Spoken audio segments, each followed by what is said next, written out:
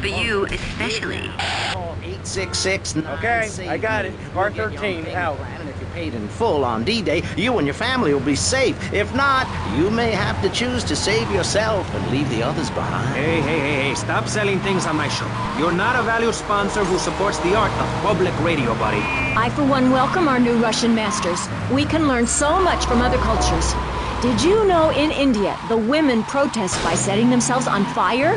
I tell you, next time the kids are screaming for ice cream and pop, I may just douse myself in kerosene. I use that as a threat to my kids all the time, so it's no wonder they're so screwed up. That's one of the tough things about being a mom, not ruining their lives with guilt. As a matter of fact, I don't let my kids watch cartoons or slasher flicks. Really? That Knife After Dark movie may be #1 in the box office, but Mike, working in radio, I want them to get proper jobs, like being a doctor, not a patient. That is offensive. My mother understood I was special. She made me wear a bonnet as a child, and when I demanded to go to school naked, she was fine with it. After social services moved me, she would still write to me.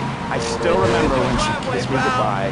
But Barry, earlier you said you discovered naturism, taking your clothes off, whatever it is in Germany. I know, but I lie a lot. I've got a lot of personal issues. Look at me. Please, Maurice, I need a hug.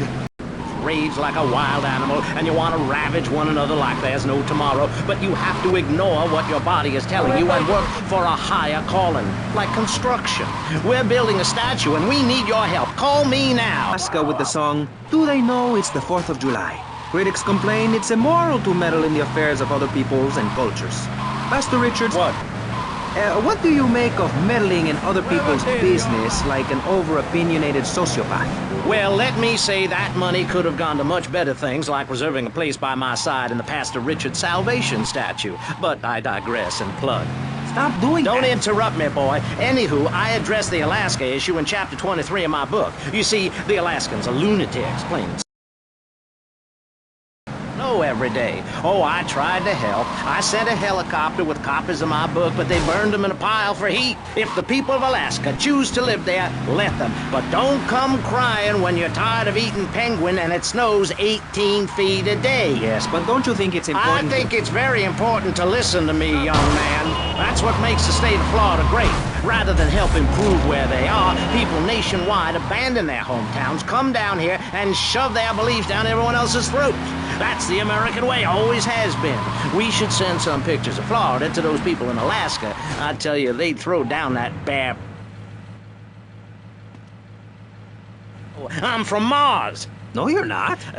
Mars, Alabama. I founded 3 colleges there. The problem with Alaska is that people don't get naked. No sign of Mercedes. Car, play the cello, or use sharp knives in your birthday suit, then what's the point of living? Well, it is a bit cold there. People put on clothes when it's cold. We evolved without a warm covering of hair. That's a lie, sir. We come from the great meteor of truth. Clothes are a habit, like shaving and taking out the trash. As soon as you stop, you realize what a prisoner you were to society and the twisted state of morality. People think that nudists are immoral. Well, we're not. I'm married, I love my wife. In our commune, it's so wonderful to wake up in a big bed and go to breakfast clothed in nothing but a smile. What kind of people are there in your weirdo commune? Single people, families, elderly couples, teachers, politicians, and especially truck drivers.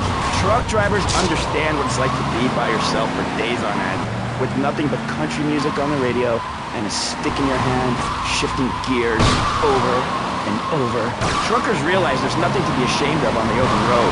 Get naked and beat it on down the line. You've never seen a sense of community and morality like a nudist colony. We share everything, the cooking, cleaning, lives, a shared sense of what it's like to be a complete social outcast. Wait right there, Barry. I'm getting something through the cats. Headphones, please. Yes? Yeah, okay. We just want to tell you a little more about public radio fun. We'll be right back after this. Hello. I'm sure you're enjoying our high-quality programming. I'm Michelle Montanius. Jonathan, I think it's time to acknowledge... It's time for Kaufman's Cabs, Guardian Angel, the geek from Bender. Here's a $10 pledge from Fran in Little Havana.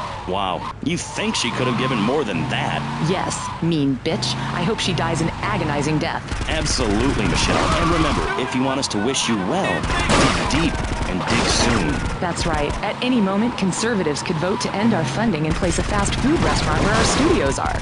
See, there are some people that think everything has to make money. It doesn't. That's why you should give now. Correct. Next week is Environmental Week, sponsored by My Batsu and the Vice City Power Corporation. And next month, we're celebrating Proust's influence on Vice City in association with the Degenitron. But for now, let's return to pressing issues. Remember, VCPR is an advertising...